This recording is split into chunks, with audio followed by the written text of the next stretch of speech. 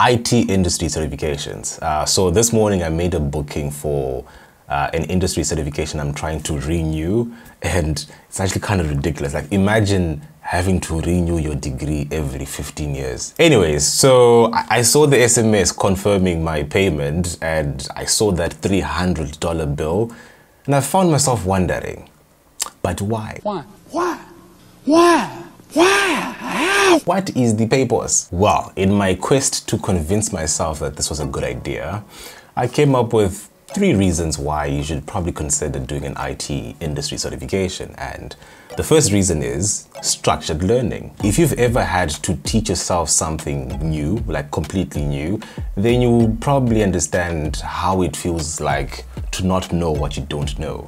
And that's what certifications try to address. Certifications take a somewhat holistic approach towards learning, and they touch on relevant topics that you otherwise might miss if you don't do the certification. For example, I've got a tape measure here, and this is something you can pretty easily figure out how to use, by yourself. But if you don't take time to really learn about tape measures, you'll probably never understand why this little bit at the end of the tape measure is loose. You can go your whole life using tape measure effectively and not know what this is for.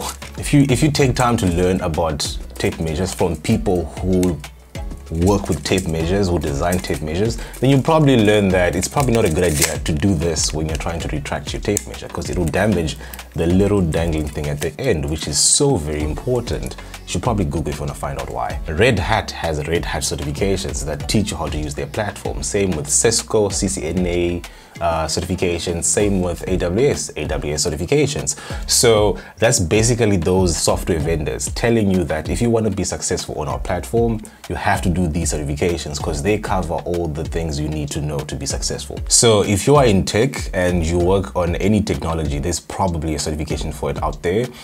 If you haven't done it, then you might be missing out on a lot of cool features that you otherwise wouldn't have known if you're not doing the certification. Another reason why you should probably do a certification in whatever technologies you work with or intend to work with is to stay updated. IT is always evolving. What used to be best practice 5 years ago is not recommended anymore today. And the same goes for almost any technology. Even if it's programming, the way you used to use Java 5 years ago is different from the way they recommend that you use it today. Not only are they a great way to stay updated, they're also a great way to show that you stay updated. Okay, if you have a CV that has, a certification that's been renewed 4 times, then that shows you're somebody who's interested in that tech, and you're always learning new things about that tech. And remember, these certifications are developed by people who make the technology, so there's literally no better way to learn about new things than from the source itself. If you learned how to, let's say you learned how to use Java 10 years ago and you haven't, done any certification ever since, then you might just be missing out on a lot of new features Java has had to offer over the last 10 years. And if you're not somebody who's proactive in staying updated, you're gonna miss out, and you're gonna be making programs that could be more effective, but they're not, simply because you don't know what you don't know. Okay, there's not much else to say about staying updated, so the next one I'm gonna look at here is recognition. In academia, if you see somebody with a PhD or somebody considered a professor, then you can be rest assured they are probably an expert at something, And it's the same thing with certifications. If you claim to be a networking security specialist, I would kind of expect you to have some networking certifications, because why would you not have them, And if you end up doing a specialist certification, it's gonna boost your confidence a lot, because you are holding a certification that people in the industry associate with expertise. And that's a massive confidence booster, and that will actually affect how you perform in interviews or just your daily job. Just be careful of the Dunning-Kruger confidence curve thing. This is probably towards the end of the curve where you actually do know all you need to know, because you've passed the certification that claims to have all you need to know to become an expert in that one thing, whatever it is. Now, the last reason why you should probably do a certification It's probably the most common reason why people do certification, and that is to increase your chances of getting a job, you know, better job prospects. Now, if you know my opinions on degrees, then you can probably guess my opinion on certifications, but I'll leave that for my next video on reasons why you should not do a certification. But anyways, the truth is, most people who are hiring in specific industries are gonna expect you to have certifications. The fact of the matter is, there are plenty of people looking for jobs, but there are not enough jobs for everybody. So naturally, if you're somebody who's hiring, you want to cut down on your chances of wasting your time, because wasting one's time is not fun at all. Now imagine this. Let's say I'm running a small website and I'm looking for somebody who's good at Red Hat.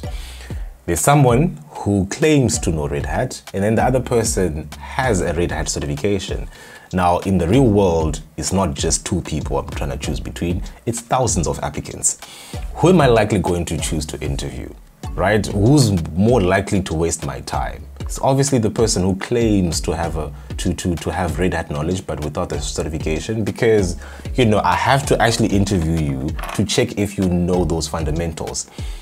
Now, with somebody who has certification, there's a better chance that they do understand the fundamentals, because, you know, you have to pass the certification. So, you know, there's a better chance you probably know what you're talking about. Many companies these days use softwares to filter out CVs through their application system.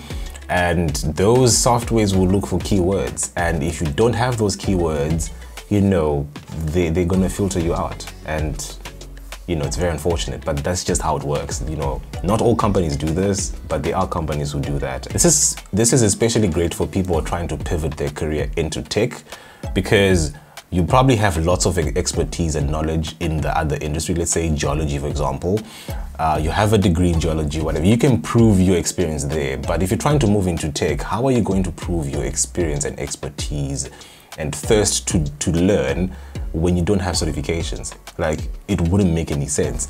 So certifications are a great way to get started if you're trying to pivot, and I would actually highly recommend that. But yeah, generally certifications are a great way to get you invited to an interview, but they're not that great at actually landing you a job. But let's save that discussion for the next video.